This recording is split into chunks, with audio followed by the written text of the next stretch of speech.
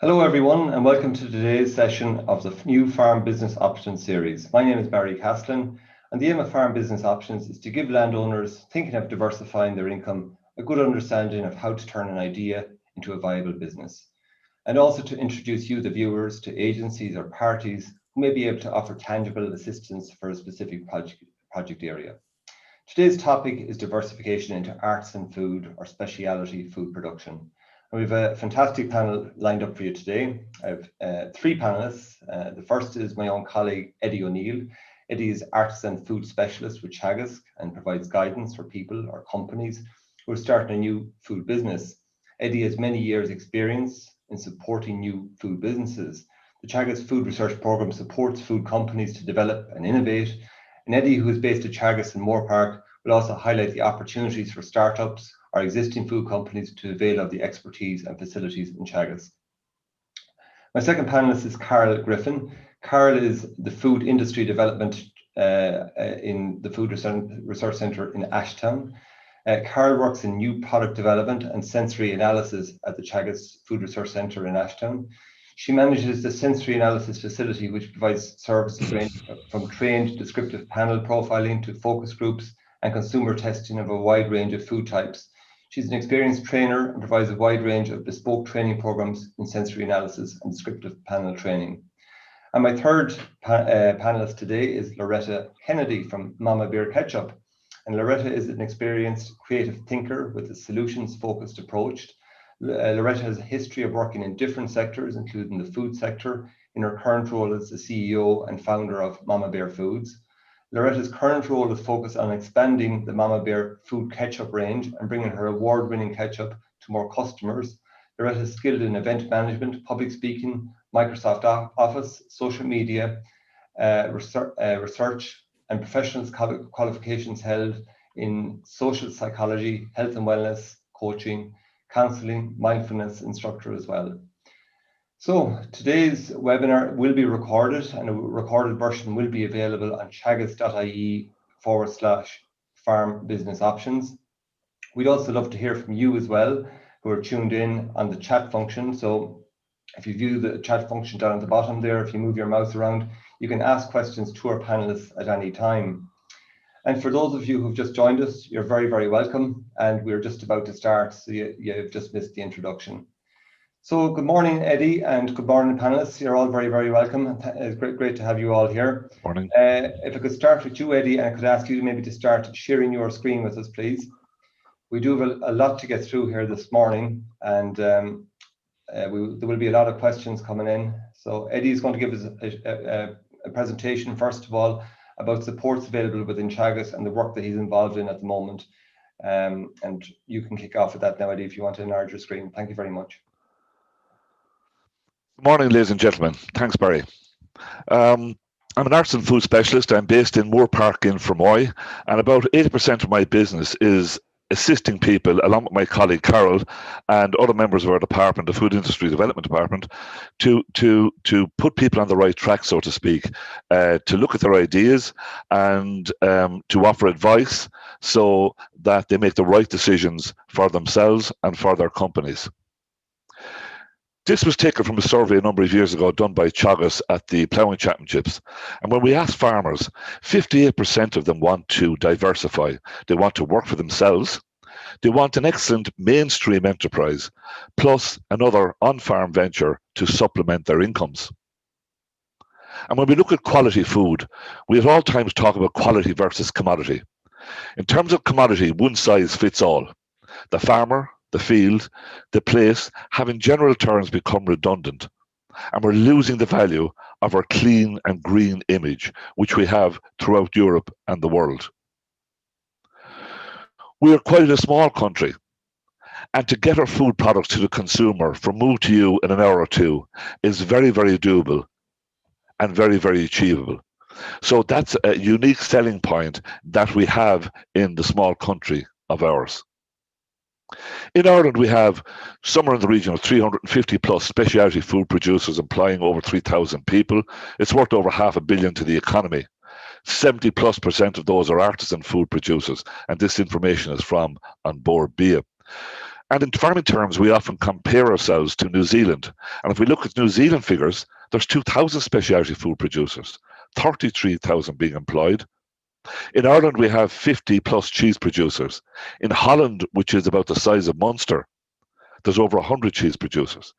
So there's potential there all the time to look at other on-farm options. And where do I start? And to many people, yes, it can seem like a maze. You know, what do I do? Who do I talk to? Do I lift the phone? And we're trying today to sort of tease out that maze for you and to show that the role Teagasc can play in assisting people to develop their ideas. Many, many years ago, I worked with John McKenna, and John used to like using the term the 4 Ps, the passion, the product, the place, and the person. And if you have an idea and you have a passion for producing food in a unique place and you have the personality behind it, it's already a very, very good start. What I like to do when I talk to potential food entrepreneurs is that give me 3 ideas that are 3 positive aspects that are good about your idea. Okay? And all I'm trying to do here is to get people to sit down and to actually think about their idea, whether it's ice cream, whether it's a Thai sauce, whether it's cheese. What are positive aspects about your idea? Come up with 3 of them. But in addition to that, it's not all rosy in the garden. Can you give me 3 negative aspects? It could be childcare, it could be financial, it could be cash flow. And then to try and write a paragraph for me. What is interesting about your idea? And if you can do all that for me, we're well on the road to moving forward. And it tends to clear the mind and make it easier for you to think about your idea and to think about where you want to go with it. There's some types of new products, a radically new invention or an innovative product, usually an adaptation of an existing product. You might see something in a supermarket and you can say, well, I can do that better at home. Or a line extension of an existing product or an innovative imitation. So there's lots and lots of ideas, and we get our ideas as well from traveling abroad, be it on the continent, be it to America or further afield. So all of these things play in our minds in terms of developing new food products. But not all of them are a success, and many products fail. And they fail because of poor market research. They might fail because of technical problems, be it shelf life, be it stability. There may be a lack of expertise. I don't have all the skills. I know what I'm good at. I'm good at making things, right? Some people are great at selling things, but a lot of that skill can be brought in and through either family members or through outside agents. It could be just unfortunately bad timing. When the country went downhill in 2008, you know, you're launching a product then, it was simply just bad timing. It might be insufficient funds or cash, and cash flow is very, very important because you're spending money on ingredients, you're spending money on premises, on packaging, you're manufacturing your product, and you're getting it out to the consumer. And there will be a time lag before that product is sold and funds come back into you and so forth. So again, be aware of all these. On the success side then, it's the product uniqueness. You're making a product that people want to buy, that it suits the profile. Resources match project needs. The speed from concept to launch is very, very important. Most people want to be up and running in no time at all. We try to pull in the reins a little bit and get people to walk rather than run. Your product should always be targeted at attractive markets, and you should always have a good quality and well-managed new product development process. In terms of new product development, we have worked with a number of companies and a number of individuals over the years, and we'll hear from Loretta shortly. And our first photograph is of myself and Loretta. And we worked together to develop a low-sugar tomato ketchup, and Loretta will tell you all about that a little later on. And these are just some of the people we've worked with over the last few years. In the Midlands, we have Rafe Haslam, Mortsville Organic Cheese. There's a family down in Waterford, Friesians, where they take their own milk and cream and turn it into most delicious ice cream. Wonderful name as well, Friesen Friesians. On the very bottom, gourmet preserves from G's Jams above in Abbey Leaks in County Laois. And again, we would have got together with them to help with product development and so forth. Michael Finnegan above in Boyne Valley Blue Cheese came to us as an idea, already had a very, very good quality herd of goats and he was selling his milk off site. He wanted to do something with his own milk and he had lovely buildings on his farm. So myself and Carol paid a visit and we redesigned the buildings. He's now up and running doing his own cheese. On the Aran Islands, Gabriel Faherty producing lovely, lovely goat's cheese in a wonderful, wonderful setting. And the newest cheese producer in Ireland, Killar Cheddar, above in Donegal, of all places. But he's at the very, very end, himself and his wife, James, at the very end of the Wild Atlantic Way. So he has that flow of tourism going by and so forth. Again, all of these people have benefited. The reason I'm mentioning Killowen Farm, they were with us for Moore Park 19. They're the only company in Ireland to have attained 3 gold stars at the Great Taste Awards in the UK for their yogurts. Started off with a 3-person business. They're employing somewhere in the region of 45 people now in a small village in the southeast of Ireland, using their own milk to produce wonderful yogurts and soft cheese. Norma and Tom Deneen are from just out the road in Moore Park, near Moore Park in North Cork. Norma was a runner-up in the recent Women in Agriculture National Awards, and they made a decision not to expand their dairy herd in terms of buying more land, but to look at the quality milk they were producing. And they decided then through leader funding to build a wonderful cheese premises on site, and they're now making a fantastic award-winning Beau Rua cheese. So these are just some examples of the people who have come to us in the last few years. If you have an idea, it's about taking your idea, your concept, looking at market research, product design. Is it feasible to do it? And no matter whether we work with small individuals, we start off with kitchen samples. Then we test our product, and that's where Carol comes in terms of sensory evaluation. There's promotion, launch, and then we monitor the performance of the product over time. So no matter who you are, that's the stage gate process that we actually use. When we start off with kitchen samples, we need to source our ingredients. Do you want to use local potatoes, carrots, whatever? Do you want to use local fruit? Is it available 24/7? We develop a recipe. We optimize processing times and temperatures, and we look at packaging. And packaging can be a bad word to some people, but packaging should always be developed in tandem with your food product. And packaging is an opportunity to stand out, to sell your product on the supermarket shelf. When we look at product testing, Carol comes in with sensory analysis, and it's so important so that you can get the taste right first time, every time. We want to extend shelf life to open up our markets to sell more product. And we want to look at composition analysis, such as fat and protein. And we might have a unique selling point in that our product contains 20 grams of protein and is good for muscle development and so forth. But at all times, we should be aware of the consumer, looking at retail feedback and so forth. And then we have an idea. We start off with a couple of kilos in a kitchen, scaling up. How do we do that? Well, above in Ashtown in Dublin, we have the Prepared Consumer Food Centre, PCF Centre, and the manager of that is Shay Hannon. And Shay is a member of our department. Both myself and Carol work with Shay. They have fantastic facilities for scaling up. In my own premises down in Moore Park in Fermoy, we have Moore Park Technology Limited.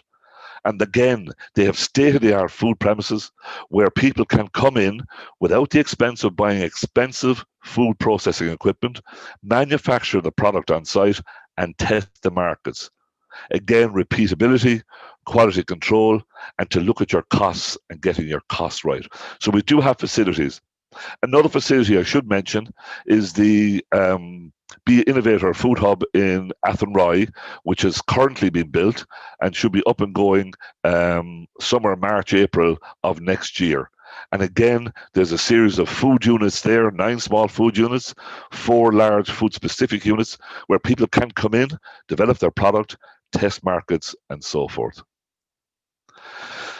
Food options for the future are wide and varied. As I said, I'm an arts and food specialist. People are looking at chemical-free, they're looking at natural, organic, farmhouse. And the range is exhausting. Sauces, ice creams, preserves, confectionery, cheeses, yogurts, sausages, fish. So these are all options that are out there. And we in Teagasc have the expertise. We have the facilities as well to help people develop their food products. And if you need to talk to us, today is a good opportunity. But as Barry said early on, we are always only an email away to try and help people who have ideas, so we can sit down, maybe not face to face, but we can do through Zoom calls, and we can tease out your ideas to try and help you going forward. There's a slide I love, and it's a quote by W.B. Yeats: "There's no love sincerer than the love of food." And that's just a quick run through of the options that are available for you, the consumer, and the assistance that Teagasc can give you behind the scenes, so to speak. Thank you. That's great. Thank you very much for that, Eddie. That's a great overview of the work that's going on there. A lot of work going on in the whole area of supporting entrepreneurs in food production. And it's really adding value, Eddie, on farm, isn't it? There is a great diversification opportunity. And very often I wonder, with all the products that you're after showing us there, like, is the market already awash with farmhouse cheeses, ice cream? Not at all, not at all. If you think of cheese, just because I have the figures to hand, if you think of cheese, we import about 18,500 tonnes of specialty cheese every year into Ireland. So there are opportunities there straight away for import substitution. And if there's one thing that COVID has taught us, is that buy local, look at what's around you in your own environment, be it Tipperary, Cork, Galway, wherever. And I think a lot of people now, especially with Christmas on the way, a lot of people are looking at food as an opportunity for gifting at Christmas time, but also looking at the opportunities of buying local and helping your fellow Irish people. And I think it's a great opportunity. Yeah, and that fits in very well, Eddie, as well, with the whole farm to food strategy that was launched by the EU earlier this year. I think it was in May of this year. And do you think you'll see more support for the likes of artisan food type initiatives and adding value and diversification maybe in the future? Well, we in Teagasc already, through our Food Industry Development Department, have expertise in that department to offer assistance to people who have ideas. We've spent a lot of money in the last number of years in Teagasc, in Ashtown, for the food centre, as I mentioned, the Prepared Consumer Food Centre. Over 10 million was spent on redeveloping Moore Park technology, and a number of millions on our Bia Innovator Centre in Athenry. So Teagasc have shown a huge commitment across the food spectrum to assisting people who have ideas out there. And Eddie, just one question that came in there from Michelle O'Neill. Did you say that we import 80.5 tonnes? No, 18,500 tonnes. 18,000 tonnes of specialty cheeses. Okay. Specialty cheeses. So there's lots of opportunity for import substitution. We leave it there for the moment, Eddie. And if anybody has any questions, you can just click on the chat function there. We will get to your questions throughout the presentations. So my second speaker we introduced earlier on, my colleague in Ashtown, is Carol Griffin. Carol, if you want to start sharing your screen there. Carol has a short presentation as well about her work in the sensory analysis in Ashtown, and then we'll go to the Q&A. We'll introduce Loretta as well. Over to you, Carol. Sorry, just having a little bit of a technical issue there, so I'll try that again. And thank you, Barry. So I'm going to continue on from Eddie. Just give you some pointers. Eddie and I are in the same team, as he mentioned. So we so we're based in Ashtown in Dublin. That's where I'm based. So I suppose just the point is, okay, how am I going to do these things in practice? If it's a food business, that's what we're talking, a food business that you might want to launch or start, it is food. So you need to register with someone, with some local authority or the competent authority. Food of animal origin will be the Department of Agriculture, be it on the meat side or be it on the dairy, as Eddie was mentioning. But general foods, so all other foods that aren't of animal origin, it's your local environmental health officer. If you're into meat in a small way, and I used to be an artisan meat technologist way back in the last um, 2008 to 10, it's a local authority veterinary inspectors who would be the people that you would contact, and they're really, really helpful. Or if your food is more of a seafood, then it's a seafood protection, SFPA.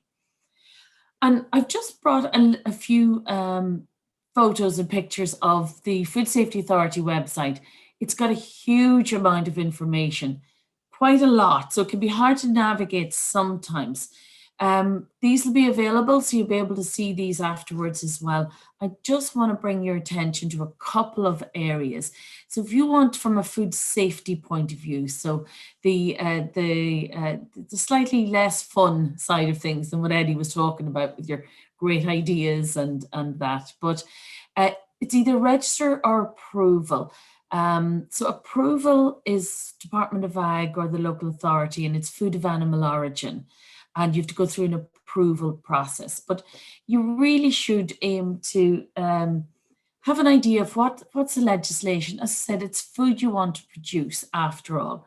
So some of the useful publications, I just, before we do that, the FSAI, they've got some very, very handy short e-learning tips. So just want to push you towards, say, the labeling one there, second from the bottom.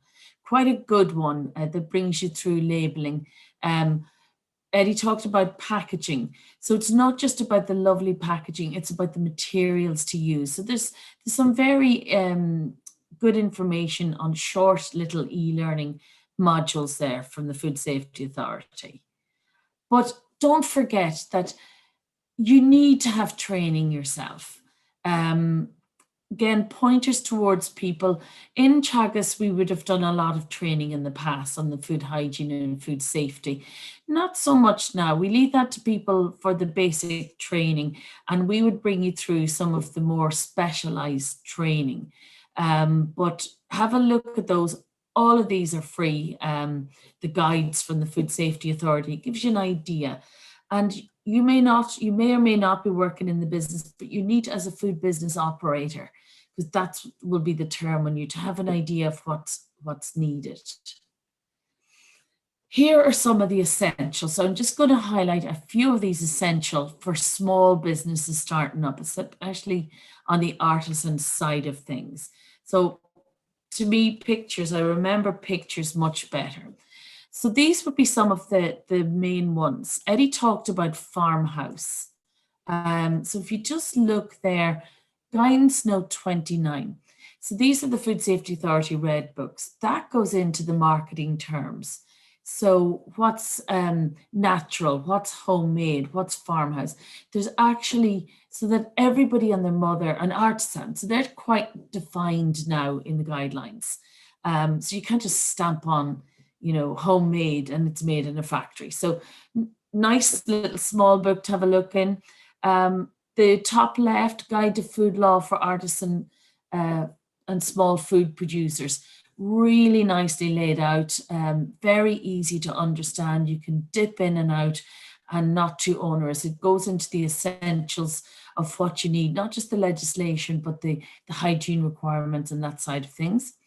If you're starting a food business from the home, short little fact sheet as well that points you to other places. But the Guidance Note 16 goes in a little bit more detail. So that guidance note is for food stalls. So that'll be your farmers markets, that type of thing. And then the Guide to Good Hygiene Practice for country markets. So the two of those nice summarized versions of what you need, as well as the business startup information there.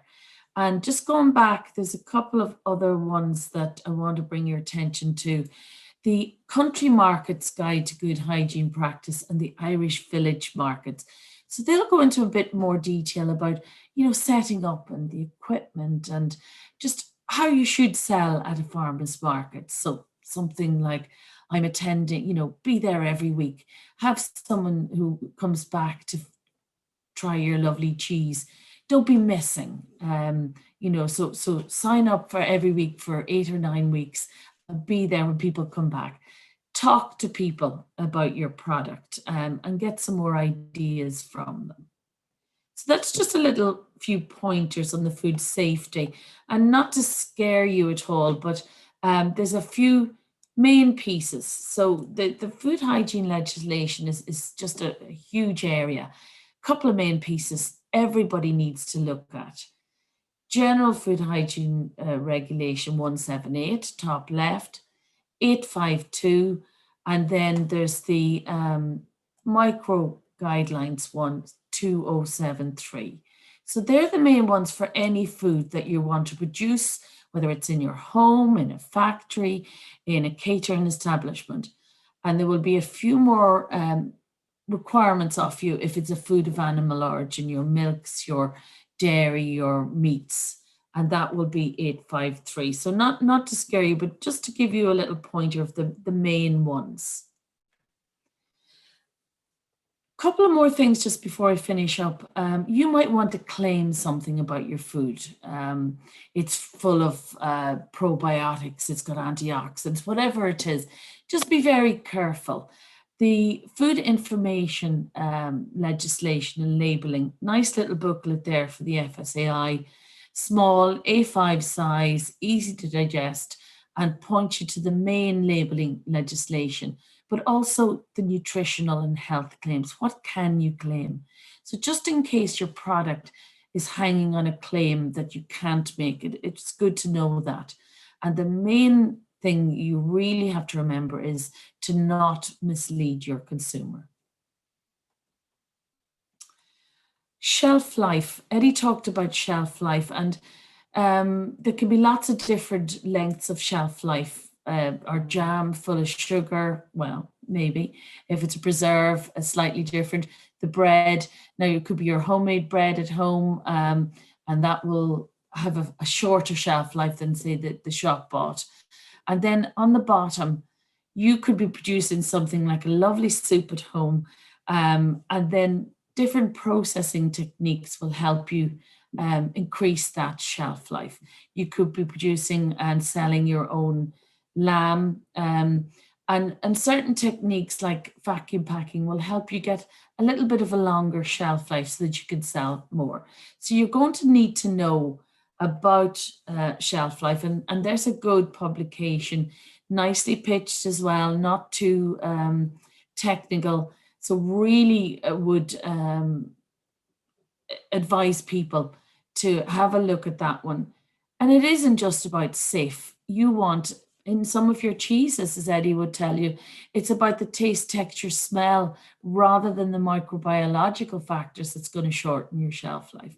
You want people to have a really good experience of your product right up until the end of its shelf life. And as Eddie mentioned, we've got facilities both in Moorpark and in Ashtown in Dublin. The Prepared Consumer Food Centre, an awful lot of funding there in the last 2 years from Enterprise Ireland, the Department of Agriculture. So quite a lot of specialised and small scale equipment there, and similar on for different foods in the Moorpark.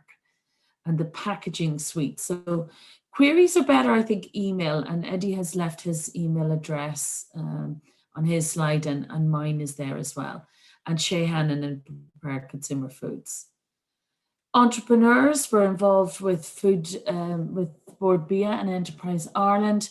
The Food Works, we're finishing off our 6th programme at the moment. High potential startups, so maybe not for yourself, but maybe along, further along the road, for a really, really good help from the 3 agencies there. And just a couple of other things for you to remember. Board Bia, really, really good on the consumer.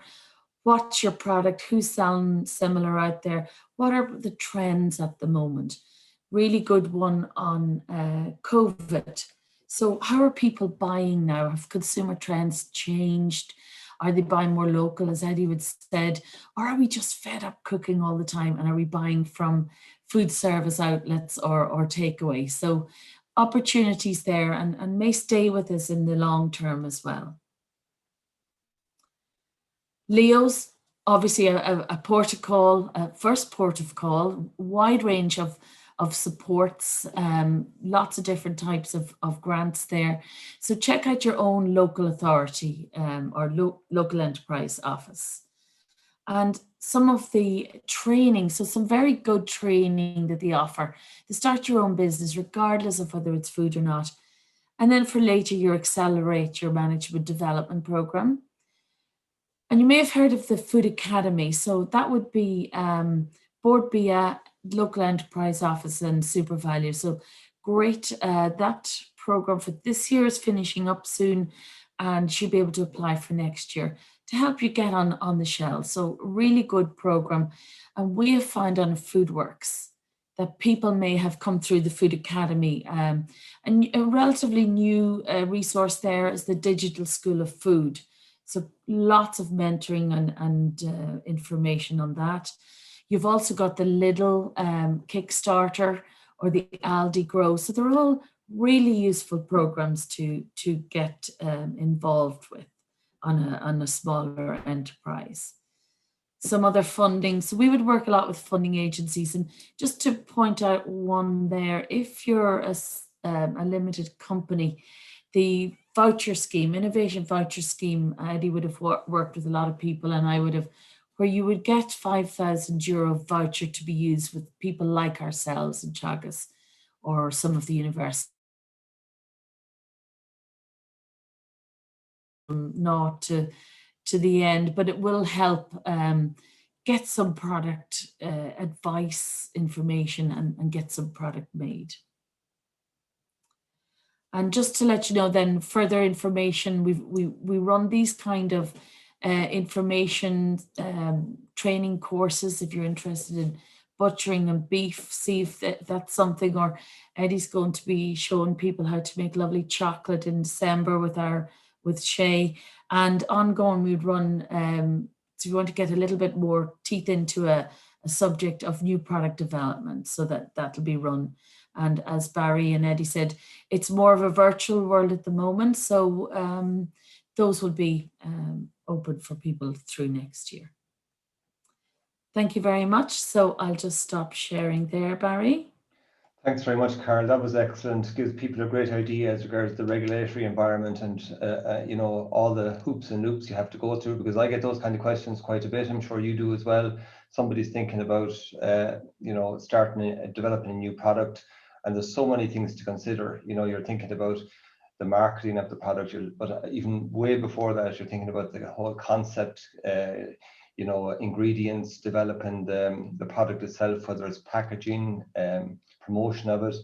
And there's a whole stage and process to be gone through there. So I think Eddie and yourself cover that very, very well today in 2 presentations. And just that everybody is aware, the presentations are available and will be available on the teagasc.ie/farm business options website. You can see the full webinar from today, and you can also see the presentations that Eddie and Carol have both delivered here. So thanks very much to Eddie and Carol for that. If I can ask you to leave your camera on, Carol, and also for Loretta to put on her camera, and Eddie as well.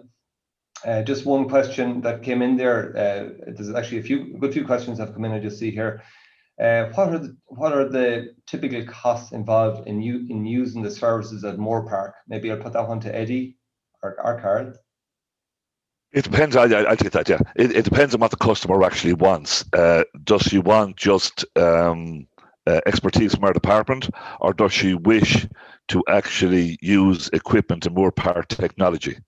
So to be very, very much, I'm not avoiding the question, but it's very, very much what the actually customer wants. And does the innovation voucher cover that? Kieran Downey is the manager of Moorpark Technology. Innovation voucher does. I mean, Loretta can tell you about her experience possibly with the innovation voucher, which would be a good hands-on example. But basically, the innovation vouchers would cover all that. Okay, a question there as well that came in about the local environmental health officer. How do you contact your local environmental health officer? Maybe that's for Carol. So those publications that I put up, the pictures of them, they have all of the contact details there on them. So okay. There's a link to all of and local authority vets if that's a meat-based product. Okay. Is there any way I can find out about guidance costs of setting up a cheese making facility? Maybe for Eddie?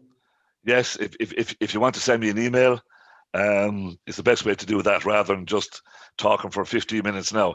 If you want to send me an email to eddie.o'neill@teagasc.ie, I'd gladly help you out on that. And is there anything And on the what website? we've done as well to assist people is I have produced a document specific to farmhouse cheese, and I produced, we have in our department produced a series of fact sheets as well to help individuals with their queries. Okay. Question here. I want to start a food business from home. Who is the very first person I should talk to ensure that I'm meeting all food safety requirements? Maybe Carl? Yeah, so that the little document from the FSCI, which gives pointers on some of the issues that you might encounter. Have you got lovely children wandered into your house, or your pets, or is the product actually suitable? I mean, brown bread is an easier one to produce than a very high risk. So look at those documents first. I just wanted to point you towards them, and it would be your local authority or environmental health officer. Okay. Thanks very much, everyone, for that. There's more questions there. I will get to them after a while, so you can keep your questions coming. So you can use the chat function at the bottom there, and any other questions that you have. I just want to introduce Loretta to us now. I give you the introduction earlier on, Loretta. Great to have you here today. I know you've been involved with Eddie in developing your ketchup Mama Bear. We can see the sign behind you there of your product. Can you tell us a bit about, I suppose, I know you're not farming yourself, but can you tell us a bit about, I suppose, developing and all those stages Eddie talked about, coming up with the whole concept, coming up with the ingredients, the recipes, all of that. How you went, and what drove you to develop Mama Bear ketchup? Hi Barry, hi everyone. So I suppose it's been 10 years ago. I would never have thought I'd be in this situation, to be honest. I'm from the west of Ireland originally. One of five, four of us have gone down the entrepreneurial route. So certainly there's something in the Mayo water. I'm not sure. I suppose I would have grown up with a very kind of sort of industrious sort of ethos. My mother would have baked from scratch. She would have cooked from scratch, grown all their own veg. My father would have fished. He would have, our freezer was always full of salmon and trout from the River Moy. So I grew up with that sense of, if you can make it yourself, if you have the means to do so. And then as I got older, I was interested in cooking. I traveled a lot. I lived in Italy for a period of time, and that really opened my eyes to really literally going into the field and picking fennel. And, it was a butcher who was my landlord. And to watch him at work and actually using the absolute freshest of ingredients, that kind of blew my mind, what you could do with 3 really good ingredients. So came back to Ireland and I had my children, and it was around about, I suppose my eldest was about 7, and I realized I was actually buying an awful lot of foods that probably weren't the healthiest. I had 3 children at that point, and I think I'd kind of thrown in the towel. I was just so tired from trying to work and cook everything out, specifically trying to make a healthy version of something I was always buying, which was ketchup. And the tomato ketchup I was buying had 22 grams of sugar per 100 grams. We'd had a few dental visits ourselves, and I realized I really needed to eliminate it or create something better myself. So that's what I set about, trying to create a better version of something that I was buying regularly myself. I tried all the healthier versions that were out there. My kids weren't having any of it. So I started cooking in my own kitchen, and very much from scratch. Very much though with the idea of, if I can create something that looks like ketchup and tastes like ketchup, I can get them to eat it, and then my conscience will be appeased if they're eating lots of it. So that's what I started with. I began to really fine tune the recipe. And then I visited my sister, who actually has 2 food businesses in Galway, and it was her who kind of gave me the initial idea of launching it into a business. That was about 3 years ago. So it's one thing to be making ketchup for your children at home in a saucepan and, you know, decanting it then into the plastic squeezy bottle they're used to seeing, and them not knowing that they're actually eating mom's homemade ketchup, because that would have just, you know, they would have avoided that. So my first port of call really was my local enterprise office. And I did the Start Your Own Food Business course with them, which I found really, really invaluable. It was the first time I'd ever kind of been introduced to SWOT analysis, to actually looking at what existed out there. So did you do a business plan? Then, you know, Did you do a business plan, Loretta, and through the LEO, and did you get mentors within the LEO supporting you as well? I did, yeah. No, I hadn't really done a business plan, but what I did do was I started then selling in farmers markets. Obviously, I'd gone down the environmental health route, all of that. We're very lucky in Cork in that we have the incubator kitchens in Carrigaline, so I was able to access those, the HSE approved kitchens, and that gave me you know, enough space. I have 3 children. We now have a dog. There is not a hope that I would be making my ketchup in my own kitchen. So that was really good learning. It didn't cost me a huge amount of money. You know, to initially get started, to initially launch, I went to Mahon Farmers Market, where they have a community stall, and I did a lot of my own market research there just to see how it would sell. And I realized, you know, some of the USPs that were really, really important, which were that it was in a glass bottle, that, you know, the packaging was really, really important to the customers. But that's a farmers market. So then I needed to find out about retail. Would it actually sell then in a shop? And then I went on and did the Food Academy program, which again was really, really good. That was through Board Bia and the local enterprise office in SuperValue. I got the go ahead then to launch into SuperValue in 2017. And that's where I ran into difficulties and where Mr. Eddie O'Neill came in to my rescue. I had got loads of advice from various food producers around Cork about trying to find somebody who could help me with the manufacturing end of it. I just knew physically I wasn't able to produce what I needed to be able to produce. And then I started working with a small family-run business. And the first attempt that I made at translating my ketchup recipe into a large run, it was just pure disaster, absolute disaster. And that's when I realized there's quite a bit of science to this. It's not just about multiplying things, you know. And in my head, I had this idea: if I make 100 bottles of ketchup and this is the recipe, if I need to do 1,000 bottles, then I'm just going to be multiplying it, which isn't how it works. So I'd heard about the innovation vouchers, and I applied for an innovation voucher.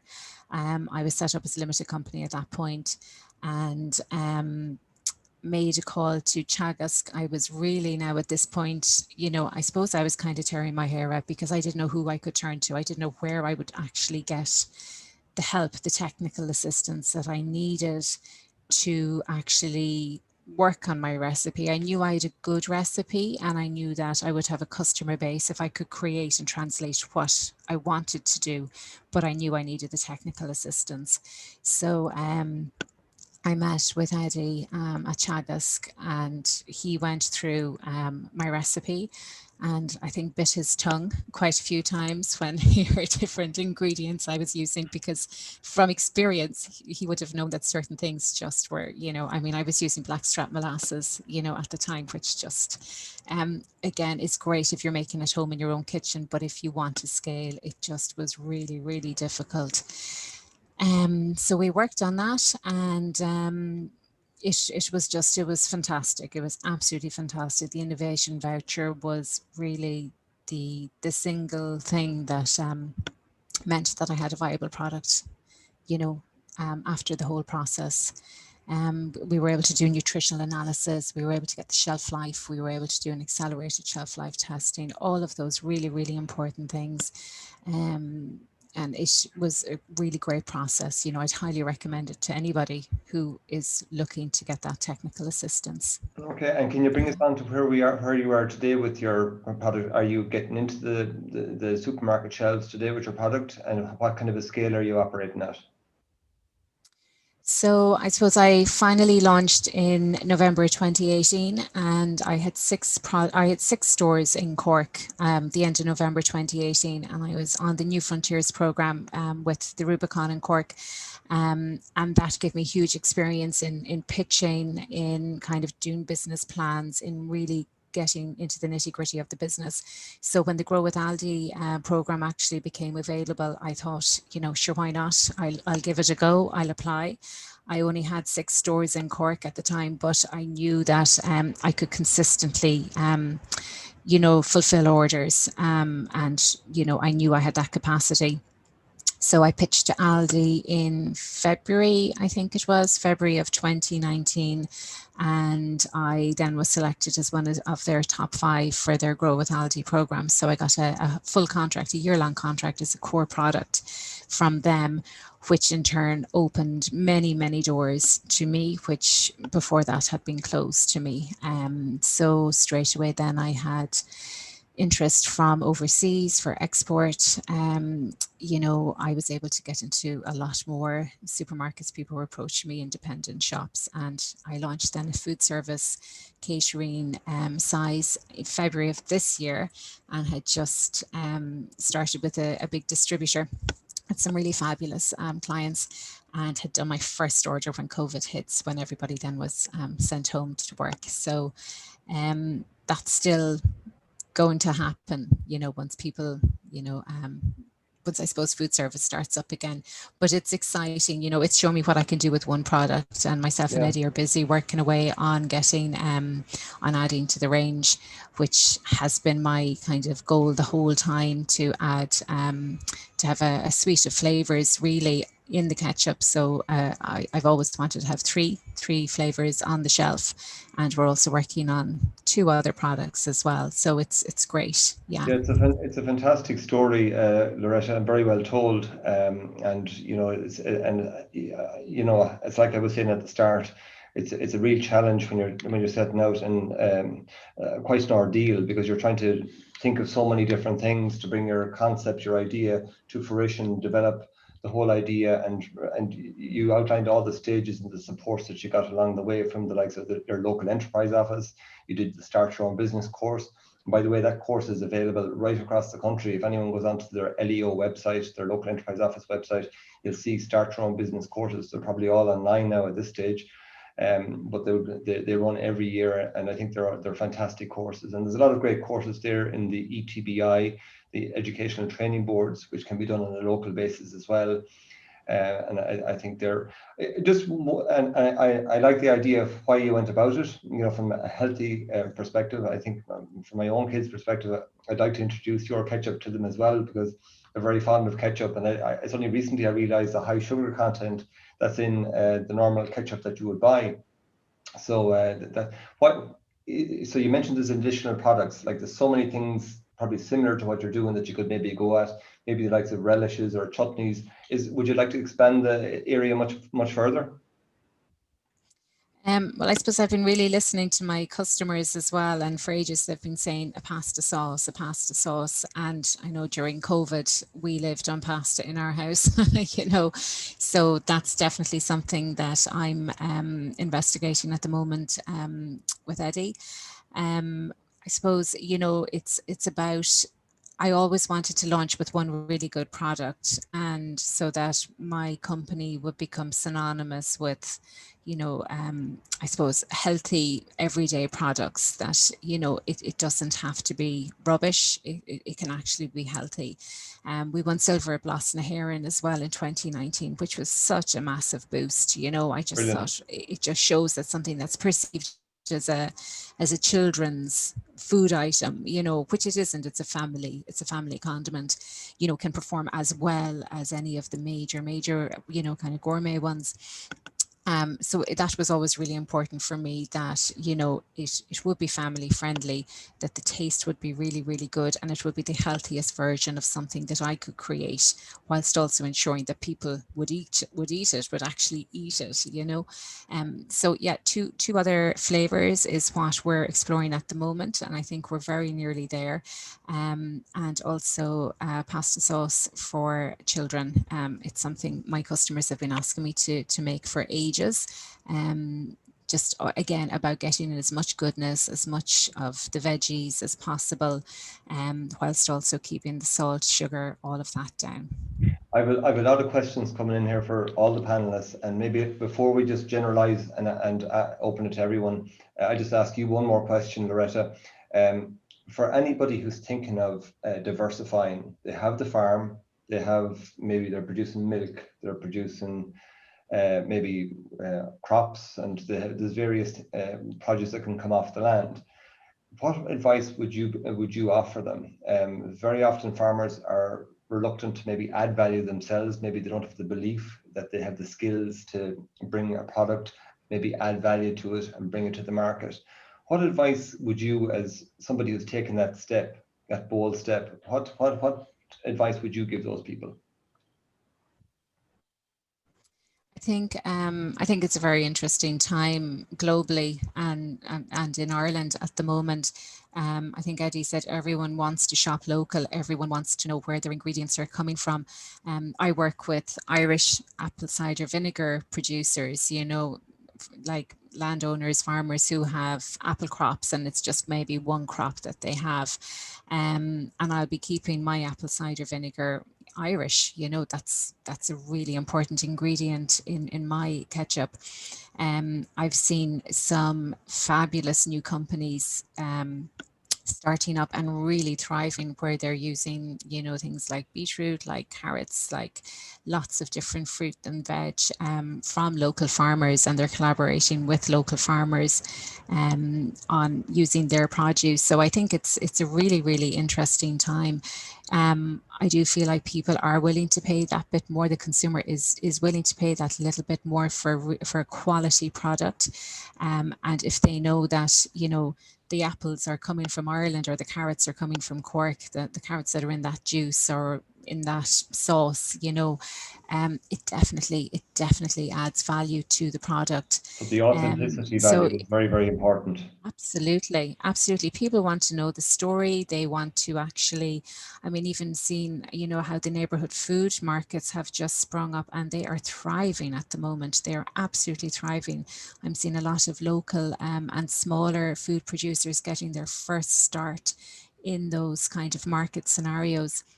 And are there many examples of restaurants or food outlets doing that around the country? Maybe Eddie, you can come in on that as well. You know, who are buying their food locally, and where the waiters, waitresses within a restaurant are able to tell the story about that food being produced locally. Is that really catching on? There's a famous restaurant in Middleton, and a favourite place of mine when I do get the opportunity to go, and it's Sage Restaurant. And the wonderful thing about Sage that I like is that every product that's used and that's produced there comes from a 12-mile radius. Okay. So you can say 12 miles is not very far, but his cheese, potatoes, fish, beef, everything comes from within that 12-mile radius. And that for me is absolutely fantastic. When I dine there, not that often, but occasionally, when I dine there, that I am helping local food companies. What he also has in his restaurant walls, and I think it's very, very impressive, photographs of, you know, Art Salad Cheese, photographs of his meat producers, where they come from, so you can get this association. So it's not just a meal you're having, it's an experience, and it works for me. It works for me, you know. Guys, I have a lot of questions coming in here, and maybe I'll just throw them fairly fast at you. And this is for all of you. What is the most important selling point of a product? Maybe if you come in there, Loretta, first of all, because you've experienced that at the moment. I suppose it depends on what your product is and who you're selling to. I mean, I would know my customer really, really well at this point. And I know from my customer, in terms of the product, packaging is really, really important. Sugar content, the nutritional is really important. So that would be for my customer, packaging and nutritional is really important. And they also like to know the company. They want to have some transparency around who the company is that they're dealing with or that they're buying from. Okay, thanks for that, Loretta. Eddie, you'd agree with that?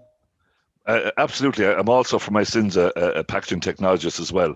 And often people only see the role of packaging when it's finished its useful life, in terms of the glass bottle after the ketchup is gone, or the cornflakes box when the cornflakes are gone, or the egg carton when the eggs are gone, and so forth. But packaging is a huge role in terms of preservation, protection of the product, but also in selling your product. And that's something that people should be aware of.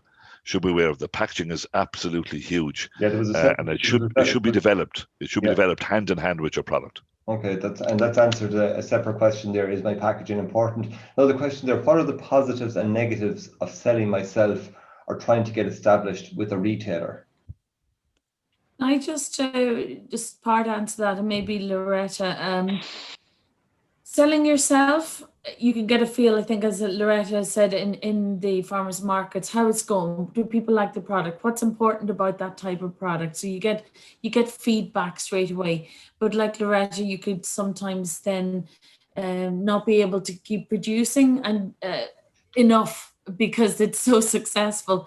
So I'm assuming you have someone producing for you, Loretta, so that you can scale up to that level. So maybe that might be something you want to just let people know about. Sure, yeah. So when I started in farmers markets, I was still working a 4-day week myself and had 3 children. So, any of the production time was happening at nighttime, and it was just so time consuming. It was fabulous in that I was actually able to monitor the whole process from start to finish. I got such a buzz out of setting up at farmers markets, and the camaraderie there is just so wonderful. My kids were involved in putting the labels on before they went to school in the morning, which all sounds very romantic and lovely, but my God, it's hard graft, it's really hard graft. And I suppose once I launched into Super Value with my 6 shops, I thought, God, okay, I've done this. This is amazing. What can I do next? And then I got the Aldi contract, and to see pallets of my product going out, I have 1,800 bottles on a pallet. To see 5 pallets going out in an order, it meant, first of all, I was able to give up my day job to completely focus on my business, which meant I was in a much better place myself, I suppose, physically and mentally, and it gave me huge focus.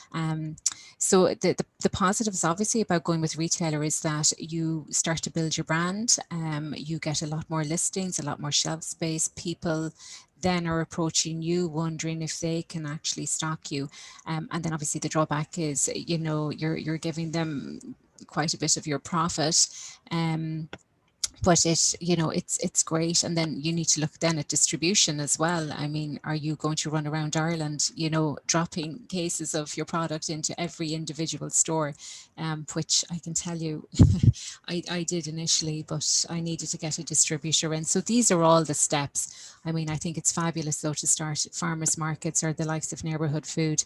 You get a real feel for who your customer is, for what they're looking for, and you get to hold on to most of the profit yourself initially, which is nice. I think distribution is a key word there, because that's a real challenge in shelf life and moving the product from your farm or from your production facility to the end point, be the fridge within the supermarket, and that can be a real challenge. Eddie, do you want to comment on the whole distribution area as well?